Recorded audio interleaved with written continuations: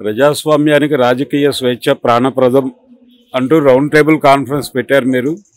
అలాగే Maoist party మీద, ప్రజా సంఘాల మీద నిషేధాన్ని తొలగించాలి అంటున్నారు, అక్రమ కేసులు ఎత్తేయాలి అంటున్నారు, తెలంగాణలో ప్రజాస్వామ్యాన్ని పునరుద్ధరించాలి అంటున్నారు. తెలంగాణలో ప్రజాస్వామ్యం లేదంటారా? ఇప్పుడు పూర్తిగా లేదు అని చంద్రశేఖరరావు గారు నిరూపించారు. ఒక 10 ఏళ్ల కాలం పాటు ఆయన పరిపాలనా విధానం వల్ల ప్రజాస్వామ్యం పూర్తిగా అంతరించిపోయింది అనేసి. ఇది మేము చేసే ఆరోపణ కాకుండా కొత్తగా ఎన్నికైనటువంటి కాంగ్రెస్ ప్రభుత్వం ముఖ్యమంత్రి రేవంత్ రెడ్డి గారు తెలంగాణలో ప్రజాస్వామ్యాన్ని పునరుద్ధరించవలసి ఉంది అని చెప్తున్నారు. అంటే అర్థం ఏమిటంటే గత 10 ఏళ్లలో ఈ రాష్ట్రంలో ప్రజాస్వామ్యం లేదు అని కొత్తగా ఎన్నికైన ప్రభుత్వం కూడా చెప్తూ ఉన్నది. ఆయన ప్రజాస్వామ్యాన్ని పునరుద్ధరిస్తామని హామీ ఇచ్చారు కాబట్టి ఆ పునరుద్ధరణ ఎలా ఉండాలో సూచించడం కోసం విరసం కానీ లేదా విరసం ఆహ్వానించిన మిగతా రచయితలు, ప్రజా సంఘాల వాళ్ళు, రాజకీయ పార్టీల వాళ్ళు ఇక్కడ చేస్తున్న ఒక ప్రయత్నం ఏమిటంటే తెలంగాణలో ప్రజాస్వామ్య పునరుద్ధరణ అనేది అణిచివేతకు, నిర్బంధానికి వ్యతిరేకంగా, నిషేధాలకు వ్యతిరేకంగా ఉండవలసింది. నిర్బంధము, అణిచివేత, నిషేధాలు అనేవి రాజకీయ చర్యలు. ప్రభుత్వాలు రాజకీయ ఉద్దేశాలతో నిషేధాలు తీసుకుని వస్తాయి. నిషేధం ఉన్నంత కాలం పాటు ప్రజలకు స్వేచ్ఛ ఉండదు, ప్రజలకు బహిరంగంగా మాట్లాడే అవకాశం ఉండదు, హక్కుల అమలు ఉండదు. కాబట్టి నిషేధాలను తీసివేసి, ముఖ్యంగా ఇప్పుడు ఈ సందర్భంలో మేము మాట్లాడుతున్నది సిపిఐ మావోయిస్టు పార్టీ మీద, అట్లాగే దాని 5-6 అనుబంధ సంఘాల మీద, ఆర్డీఎఫ్ మీద నిషేధం ఎత్తివేసి ప్రజాస్వామ్య పునరుద్ధరణ ప్రక్రియను వేగవంతం చేయాలని మేము డిమాండ్ చేయడం కోసం ఇక్కడ ఈ సమావేశాన్ని ఏర్పాటు చేశాం. ఈ పబ్లిక్ సెక్యూరిటీ యాక్ట్ కింద ఈ నిషేధం పెట్టారు. వాస్తవానికి ఈ పబ్లిక్ సెక్యూరిటీ యాక్ట్ ఉమ్మడి రాష్ట్రంలో ఆంధ్రప్రదేశ్ పబ్లిక్ సెక్యూరిటీ యాక్ట్గా ఇది మొదలైంది. అప్పటి పీపుల్స్ వారి మీద నిషేధానికి పెట్టారు. తెలంగాణ రాష్ట్రం ఏర్పడిన తర్వాత దాన్ని తెలంగాణ పబ్లిక్ సెక్యూరిటీ యాక్ట్గా పేరు మార్చి నిషేధాన్ని కొనసాగిస్తూ ఉన్నారు. కాబట్టి కొత్త ప్రభుత్వం ముందు మా డిమాండ్ ఏమిటి అంటే ఈ పబ్లిక్ సెక్యూరిటీ యాక్ట్ను రద్దు చేయాలి. ఇది రాజ్యాంగ వ్యతిరేకమైనది, అసలు రాజ్యాంగంలో ఉండే మౌలికమైన రాజకీయ స్వేచ్ఛకు వ్యతిరేకమైనది. రాజకీయ స్వేచ్ఛ లేని సమాజాలు నిజానికి వాటి మనుగడ చాలా కష్టం. సమాజం చైతన్యవంతమైంది అని, సమాజం అర్థవంతంగా ఆలోచించగలుగుతుంది అని చెప్పడానికి రాజకీయ స్వేచ్ఛ ఒక మౌలికమైన గీటురాయి. దానికి అది రాజ్యాంగం హామీ పడింది. భారత ప్రజలు తమ కోసం తాము రాసుకున్న రాజ్యాంగంలో, భారత ప్రజలమైన మేము మా కోసం సమర్పించుకుంటున్న ఈ రాజ్యాంగంలో పౌర హక్కులు ఉంటాయి అని చెప్పి అందులో రాజకీయ స్వేచ్ఛ ప్రధానమైన అంశంగా ఉంది. కానీ ప్రభుత్వం ఏం చేసింది అంటే దానికి వ్యతిరేకంగా దాన్ని అణిచివేస్తూ రాజకీయాల మీద నిషేధాన్ని పెట్టి, తద్వారా రాజకీయ సంస్థల మీద, పార్టీల మీద నిషేధాన్ని పెడుతూ పబ్లిక్ సెక్యూరిటీ యాక్ట్ని తీసుకొని వచ్చారు. తెలంగాణ ప్రభుత్వం దాన్ని కొనసాగిస్తూ వచ్చింది. కాబట్టి కొత్త ప్రభుత్వం ముందు మా డిమాండ్ ఏమిటి అంటే తప్పనిసరిగా దీన్ని ఎత్తివేయాలి. ఈరోజు దేశవ్యాప్తంగా ఫాసిజానికి వ్యతిరేకంగా పెద్ద ఎత్తున ప్రజా ఆందోళన మొదలైంది. ఎందుకంటే ఫాసిజం చాలా ప్రమాదకరమైనటువంటి, సమాజం మొత్తాన్ని కబళించే స్థాయికి ఫాసిజం ఎదిగింది. ఆ ఫాసిజానికి వ్యతిరేకంగా వేరువేరు ఆలోచనలతో, వేరువేరు భావజాలాలతో ఒక ప్రజాస్వామ్యం సాధించుకోవాలని, నిలబెట్టుకోవాలి అని దేశవ్యాప్తంగా ఆందోళన జరుగుతుంది. తెలంగాణలో అట్లాంటి ఒక ఫాసిస్ట్ వ్యతిరేక ఆందోళన కొనసాగాలి అన్నా, ఫాసిజానికి వ్యతిరేకంగా సమాజం చైతన్యవంతం కావాలి అన్నా సరే ప్రజలు మాట్లాడడానికి రాజకీయ స్వేచ్ఛ ఉండాలి. రాజకీయాలు మాట్లాడకుండా రాజకీయాల మీద నిషేధం పెట్టి ఎవరు ఫాసిజం గురించి మాట్లాడినా, ఎవరు కేంద్రంలోని బీజేపీ ప్రభుత్వం గురించి మాట్లాడినా, గతంలో అయితే ఎవరు కేసీఆర్ ప్రభుత్వం గురించి మాట్లాడినా యూఏపీఏ కేసులు పెడుతూ వచ్చారు. వాళ్ళందరినీ అర్బన్ మావోయిస్టులు అంటూ జైళ్ళలో వస్తూ వచ్చారు. కాబట్టి ఇప్పుడు ఏంటంటే రాజకీయ స్వేచ్ఛ అనేది రావాలి అంటే ముందు ఈ చట్టాన్ని ఎత్తివేయాలి.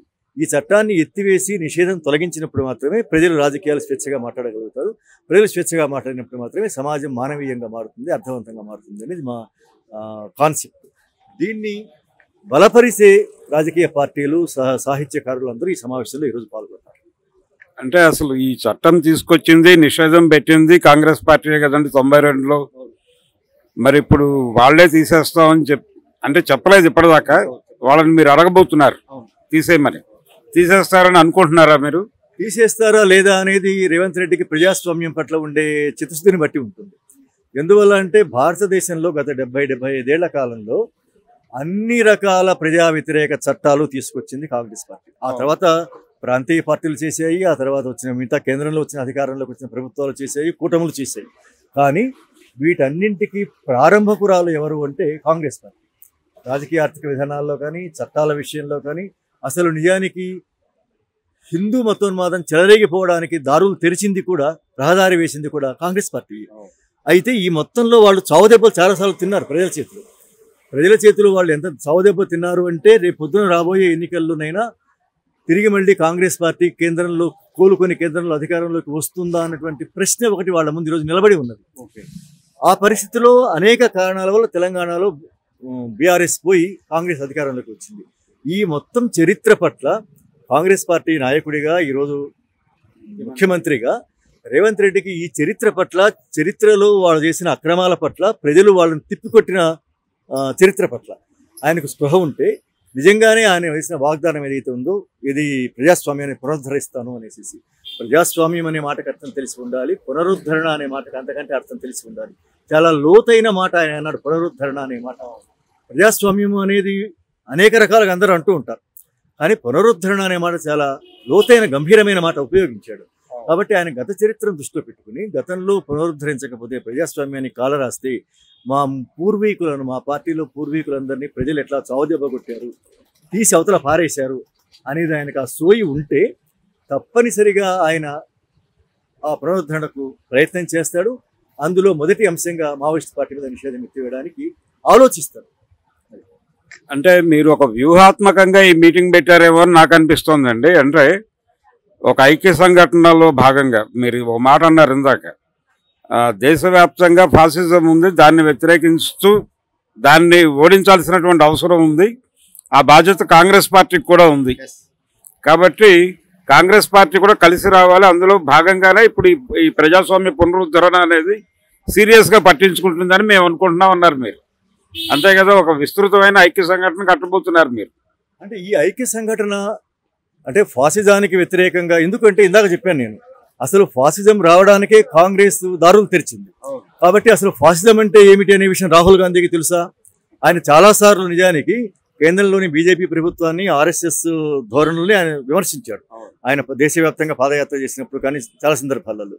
అయితే మా ప్రశ్న ఏమిటి అంటే, ఇంతకు కాంగ్రెస్ పార్టీకి ఇప్పటికైనా సరే రాహుల్ గాంధీకి ఫాసిజం అంటే తెలుసునా? మతాన్ని అడ్డం పెట్టుకుని రాజకీయాలు చేయడం కాంగ్రెస్ పార్టీకి వెన్నతో పెట్టిన విద్య. జాతుల మీద జాతులను ఉసుగొల్పింది, మతాల మీదకి మతాన్ని ఉసుగొల్పింది, చాలా రకాల అక్రమాలకు పాల్పడింది. అది వాటన్నింటి పర్యవసానంగా ఈరోజు సంఘ పరివార్ దేశం మొత్తాన్ని కబళించే హిందుత్వ ఫాసిజంగా మారిపోయింది. అట్లాగే నూతన ఆర్థిక విధానాల పేరుతో కాంగ్రెస్ ఏదైతే చేపట్టిందో దాన్ని ఈరోజు కార్పొరేట్ హిందుత్వ ఫాసిజంగా నరేంద్ర మోడీ ముందుకు తీసుకుని వచ్చాడు. కాబట్టి కార్పొరేటీకరణకు వ్యతిరేకంగా, హిందుత్వ ఫాసిజానికి వ్యతిరేకంగా ప్రజాస్వామ్యబద్ధంగా ఉండే కాంగ్రెస్కు ఒక జాతీయోద్యమానికి సంబంధించిన ఒక లెగసీ గుర్తు ఉంటే వాళ్ళకి కార్పొరేటీకరణను వ్యతిరేకించాలి, హిందూ మతోన్మాదాన్ని, హిందూ ఫాసిజాన్ని వ్యతిరేకించాలని స్పృహ ఉంటే ఆయన తప్పనిసరిగా భారత ప్రజలు చేస్తున్న హిందుత్వ వ్యతిరేక, కార్పొరేట్ వ్యతిరేక, సైనికీకరణ వ్యతిరేక ప్రజాస్వామిక ఆందోళనలలో ఆయన ప్రజాస్వామ్యం పట్ల నమ్మకం ఉంటే ఆయన వస్తాడు ముందుకి. వస్తే నిజానికి ప్రజల మనసు గెలుచుకుంటే ఆయన అధికారంలోకి వస్తాడు. రాకపోతే రేపు పొద్దున తిరిగి మళ్ళీ నరేంద్ర మోడీని అధికారంలోకి వస్తాడు. ఆయన వచ్చాడంటే మొట్టమొదట ఆయన దిగమింగేది కాంగ్రెస్ పార్టీని. ఎందుకంటే తక్షణంగా తమ అధికారాన్ని కూలదోయడానికి అవకాశం, అధికారాన్ని, ఎందుకంటే వాళ్ళందరూ ఒకే తానులోని ముక్కలు, వీళ్ళని దించితే వాళ్ళు, వాళ్ళని దించితే వీళ్ళు రావడానికి అవకాశం ఉన్న వాళ్ళు. కాబట్టి ఇప్పటికైనా కాంగ్రెస్ నాకు ప్రమాదం అనుకుంటే కాంగ్రెస్ రూపనామాలు లేకుండా తుడిచిపెట్టడానికి నరేంద్ర మోడీ ప్రయత్నం చేస్తాడు. కాబట్టి రాహుల్ గాంధీకి ఎంతకు ఫాసిజం అంటే తెలుసా, కార్పొరేటీకరణ తెలుసా, సైనికీకరణ అంటే తెలుసా అన్నటువంటి ప్రశ్నలు ఈరోజు ఆయన ముందు నిలబడి ఉన్నాయి. వీటిని తెలుసుకోగలిగే విఘ్నత, రాజకీయ పరిజ్ఞానం ఆయనకు ఉందా లేదా అనేది ఆయన తెలుసుకోవాల్సిన విషయం. అట్లాగే ఆయన సహచరుడైనటువంటి రేవంత్ రెడ్డికి ప్రజాస్వామ్యం అంటే తెలుసా? ఎందుకంటే రేవంత్ రెడ్డి ప్రభుత్వం కూడా నిజానికి చాలా బొటాబొటి మెజార్టీతో కొనసాగుతున్న ప్రభుత్వం. ఈరోజు చాలా స్పష్టంగా తెలిసిపోయింది. నిన్నటి దాకా దావుడు మూతగా ఉన్నటువంటి బీఆర్పీ దావుడు మూతలు బయటపడి అది బీజేపీతో ఎంత చెలిమి చేయడానికి ఉత్సాహంగా ఉన్నదో మనకు అర్థమైపోతున్నది. కాబట్టి రేపు పొద్దున వాళ్ళు అందరూ కలిసి ఈయన చాలా బొటాబొటి మెజార్టీలో ఉండే ఈ ప్రభుత్వాన్ని కూలదోసినా ఆశ్చర్యపోవడానికి అవకాశం లేదు. అది రాకుండానైనా సరే, ఆ ప్రమాదం తన కిందికి రాకుండానైనా సరే తెలంగాణ సమాజం ప్రజాస్వామికంగా ఉండాలి. తెలంగాణ సమాజంలో మాట్లాడగలిగే వాళ్ళు ఉండాలి, మేధావులు మాట్లాడగలగాలి. ఫాసిజానికి వ్యతిరేకంగా లేదా అన్యాయాలకు వ్యతిరేకంగా, అక్రమ చట్టాలకు వ్యతిరేకంగా సమాజం మేధోవంతంగా ఉండగలగాలి. పౌర సమాజం బలోపేతం కావాలి. ఇది సమాజానికి మాత్రమే కాదు, నాకు కూడా ఈరోజు ఈ తెలంగాణ పౌర సమాజమే రక్షణ అన్నటువంటి ఎరుక ఆయనకు ఉంటుందా? ఇది మేము చెప్పనక్కర్లేదు, విప్లవ రాజకీయాలు నమ్మేవాళ్ళు. బూర్జువా రాజకీయ చతురత అయినా సరే అటు రాహుల్ గాంధీ కానీ రేవంత్ రెడ్డి కానీ ఉన్నదా అనేది ఒక ప్రశ్న. ఈరోజు ఆ చతురత ఎరుక వాళ్ళకు ఉంటే వాళ్ళు తప్పనిసరిగా ప్రజాస్వామ్యాన్ని వాళ్ళు గౌరవిస్తారు. గౌరవించినప్పుడు మొట్టమొదటి పని ఏం చేయాలంటే వాళ్ళు ఆంధ్రప్రదేశ్ తెలంగాణలో ఈ మావోయిస్ట్ పార్టీ మీద, వాళ్ళ అనుబంధ సంఘాల మీద, ఆర్డీఎఫ్ మీద నిషేధాలను ఎత్తివేయాలి. అంటే మీరు ఇప్పుడు ఒకటే అంటే ఎలక్షన్ పాలిటిక్స్ ఉన్నాయి దీనిలో ఇన్వాల్వ్ అయ్యి, ఎన్నికలు ప్రజల్ని ఓటర్ని ప్రభావితం చేయటం, ఈ వ్యవహారం అంతా కూడా ఉంది మీ వ్యూహంలో. దీన్ని ఎలా ట్యాకిల్ చేస్తారు, ఎలా హ్యాండిల్ చేయబోతున్నారు? మేము ఎన్నికల వ్యూహాల్లోకి అంటే విప్లవ రాజకీయాలను, ముఖ్యంగా మేము సాహిత్యకారులు, సమాజం విప్లవ రాజకీయాలను స్వీకరించాలి, విప్లవం ద్వారా సమాజాన్ని సమూలంగా ప్రజలు మార్చుకుంటారు అన్నటువంటి ఒక చారిత్రక అవగాహన మాకుంది. మార్క్సిజం లెనినిజం మావోయిజం పట్ల మాకు అలాంటి ఒక అవగాహన ఉంది. మేము ఎన్నికల రాజకీయాలను అనుసరించడం అంటూ ఏమి ఉండదు. నేను చెప్పడం ఏమిటి అంటే, ఫాసిజమైన నిషేధ ఎత్తివేత అయినా సరే బూర్జువా ప్రజాస్వామ్యము రాజ్యాంగబద్ధానికి సంబంధించిన విషయం. పబ్లిక్ సెక్యూరిటీ యాక్ట్ రాజ్యాంగ విలువలకు వ్యతిరేకమైంది. రాజ్యాంగం మీద గౌరవం ఉన్నటువంటి వాళ్ళు ఆ నిషేధాన్ని ఎత్తివేయాలి. మేము చెప్తున్నది ఏమిటంటే, మీ బూర్జువా రాజకీయాల ప్రకారమైనా సరే మీరు ఈ విలువల్ని పాటించాలి కదా అన్నటువంటి డిమాండ్ ఉంది. అంటే ఒక రకంగా మీరు ప్రభుత్వాలను ఎక్స్పోజ్ చేయబోతున్నారు. తప్పనిసరిగా మేము చేయడం కాదండి, యాక్చువల్గా ప్రజలు నిజానికి ఇప్పుడు అదే అర్థం కావాల్సింది ఏమిటంటే, రేవంత్ రెడ్డికి మేమేం చేయగలుగుతాం పక్కన పెడదాం. అసలు తెలంగాణ ప్రజలు 10 ఏళ్ల నిరంకుశ పాలనను ఎక్స్పోజ్ చేయగలిగారా లేదా, తీసి అవతల పారే. ఆయన ఏమనుకున్నాడంటే, నేను ఒక సర్వం సహాధికారిని, నేను స్వయంభువును అనుకున్నాడు ఆయన. ఈ తెలంగాణ సమాజానికి బహుశా నేనే అంతిమ చక్రవర్తిని అనుకున్నాడు. ప్రజలు ఓట్ల మీద మా అభిప్రాయాలు పక్కన పెట్టేద్దాం. ఓట్లు నిజంగానే ప్రజలు చైతన్యంతో వేస్తారా, లేకుంటే ప్రజలు ఎట్లా అర్థం చేసుకుని ఓట్లు వేస్తారు, ఓటు వేయడం అనేది ఒక కల్చర్లో భాగమైపోయిందా, అసలు నిజానికి ఓట్లు కొనుక్కుంటున్నారా, ఓట్లు అమ్ముకుంటున్నారా, అవన్నీ పక్కన పెట్టేద్దాం. సారాంశంలో ఫలితాలు ఏం చెప్పాయి? అంత నిరంకుశమైనటువంటి రాచరికాన్ని, దొరతనాన్ని ఈడ్చి అవతల పారేశారు. వాళ్ళు ఎన్నికల రాజకీయాల్లో ఉండే వాళ్ళకి ఆ ఎరుక ఉండాలి కదా అంటాను నేను. మేము ఎన్నికల రాజకీయాలకు బయట విప్లవం ఎట్లా చేద్దామనేది మా టాస్క్. అది ప్రజలు మేము ఎట్లా ఆర్గనైజ్ చేస్తాము, ప్రజలు విప్లవం చేసి ఎట్లా తీసుకెళ్తాము. ముఖ్యంగా మేము సాహిత్యకారులం కాబట్టి, బుద్ధిజీవులం కాబట్టి, మేము ఆ ఆలోచన వాళ్లకు కలిగేలాగా మా రచనల ద్వారా, ప్రసంగాల ద్వారా ఏం చేయగలుగుతాం అనేది వేరే విషయం. కానీ వాళ్ళు ఎంచుకున్న, వాళ్ళు కొనసాగుతున్న బూర్జువా రాజకీయాల ప్రకారమైన ఎన్నికల సమీకరణాల ప్రకారమైన, ఎన్నికల సమీకరణాలు ఎంత దౌర్భాగ్యంగా ఉండని గాక ఒక ఫలితం వచ్చింది. ఆ ఫలితంలోని రాజకీయ అర్థం ఏమిటి అనే విఘ్నత ఉందా? ఆ విఘ్నత ఉంటే తప్పనిసరిగా ప్రజలు ఎక్కడో మొత్తం మీద నా మీద ఒక ఆశ పెట్టుకున్నారు. ఈ ఆశను నేను సాకారం చెయ్యాలి, నిజం చెయ్యాలి అంటే ప్రజాస్వామ్యాన్ని పునరుద్ధరించాలి. అసలు ప్రజలు ఆశ పెట్టుకోవడం ఏమిటి ప్రజాస్వామ్యం గురించి? ఈ ప్రజాస్వామిక వ్యవస్థని మీరు అంటున్నారు కదా, మేమంటున్నామా లేదా వేరే విషయం. మేము ఇది బుటక ప్రజాస్వామ్యం అంటున్నాం. రేవంత్ రెడ్డి కానీ ఎవరైనా సరే ఎన్నికల రాజకీయాల్లో ఉండే వాళ్ళందరూ ఇది ప్రజాస్వామ్య వ్యవస్థ అని అంటున్నారు, ఎన్నికల ప్రజాస్వామ్యం అని అంటున్నారు, పార్లమెంటరీ డెమోక్రసీ అంటున్నారు. ఆ పార్లమెంటరీ డెమోక్రసీలో మీరు భాగమైనటువంటి ఎన్నికల ప్రక్రియలో మీరు ఓట్లు కొనుక్కోవచ్చు, మోసం చేసి ఉన్నారో ఏం చేశారో కాక మీకైతే అంతిమంగా మీకు అధికారం ఇచ్చారు. ఈ ఇచ్చిన అధికారానికి రాజకీయ అర్థం ఏమిటి? ప్రజాస్వామ్యం. ఆ ప్రజాస్వామ్యం పట్ల మీ గౌరవం ఉందా లేదా? ఉంటే మీరు ప్రజల ఆకాంక్షలు నెరవేర్చాలి, నిషేధాలు తీసివేయాలి. ఇప్పుడు గతంలో 2 సార్లు 2 సంఘటనలు జరిగాయండి. చెన్నారెడ్డి గారి టైంలో ఒక రిలాక్సేషన్ పీరియడ్ వచ్చింది. ఆ టైంలో విస్తృతంగా సభలు, సమావేశాలు జరిగినాయి, బయట తిరిగారు, ఎక్స్పోజ్ అయింది పార్టీ, నష్టం జరిగింది అనేది కూడా ఒక ఆత్మవిమర్శ ఉంది అప్పుడు. అలాగే వైఎస్ రాజశేఖర రెడ్డి టైంలో చర్చల పేరుతో బయటకు రావటం, మళ్ళీ పార్టీ ఎక్స్పోజ్ అయింది, మళ్ళీ నష్టాలు జరిగాయి అనేటువంటి చర్చ జరిగింది. ఇప్పుడు మళ్ళీ నిషేధం ఎత్తేస్తే అలాంటి ప్రమాదం ఏదైనా జరిగే అవకాశం ఉందా? అంటే నిషేధం ఎత్తివేస్తే అణిచివేత అనేది ఇల్లాజిక్ అనుకుంటాను. నిషేధం ఎత్తివేస్తే స్వేచ్ఛ వస్తుంది. స్వేచ్ఛ వస్తే ప్రజా సంచలనాలు జరుగుతాయి, ప్రజల వ్యక్తీకరణ పెరుగుతుంది, ప్రజలు సభలు సమావేశాలు పెట్టుకుంటారు, వాళ్ళ హక్కుల కోసం, వాళ్ళ సమస్యల పరిష్కారం కోసం వాళ్ళు పోరాడతారు. ఇది చాలా ప్రధానమైన విషయం. ఇక మీరు అంటున్నది మావోయిస్టు పార్టీకి లేదా అప్పట్లో నిషేధం ఎత్తివేసినప్పుడు అప్పటి పీపుల్స్ వార్ పార్టీకి లాభాలు జరిగాయా, నష్టాలు జరిగాయా అనేది చాలా చిన్న విషయం. అసలు మేము మాట్లాడుతున్నది సమాజం వైపు నుంచి, ప్రజల వైపు నుంచి. వాళ్లకు నష్టం జరిగి ఉంటే నేనేమంటానంటే, మీరు అడిగారు కాబట్టి చెప్తున్నాను, ఒకవేళ 94 నిషేధం ఎత్తివేసిన తర్వాత మీరన్న దాని ప్రకారం అదే నిజమై ఉంటే, నష్టం జరిగి ఉంటే, 2004లో చర్చల సందర్భంలో నిషేధం ఎత్తివేసిన తర్వాత వాళ్లకు నష్టం జరిగి ఉంటే, బహుశా వాళ్ళు ఈ 2 సందర్భాలలో నుంచి ఇప్పుడు నిషేధం ఎత్తివేస్తే ఆ గుణపాఠాల్లో నుంచి మరింత సమర్థవంతంగా ఈ అవకాశాలు వాడుకుంటారు కావచ్చు.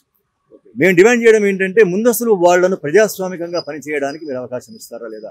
పార్టీని పక్కన పెట్టండి. రాడికల్ విద్యార్థి సంఘం ఉంది, విద్యార్థులు పనిచేస్తుంది. ఇప్పుడు నిషేధం ఎత్తివేస్తే రాడికల్ విద్యార్థి సంఘాన్ని మావోయిస్ట్ పార్టీ పెట్టుకుంటుంది కావచ్చు. మనం ఊహిద్దాం. పెట్టుకుంటే వాళ్ళు ఏం చేస్తారు? విద్యార్థుల దగ్గరికి వెళ్తారు.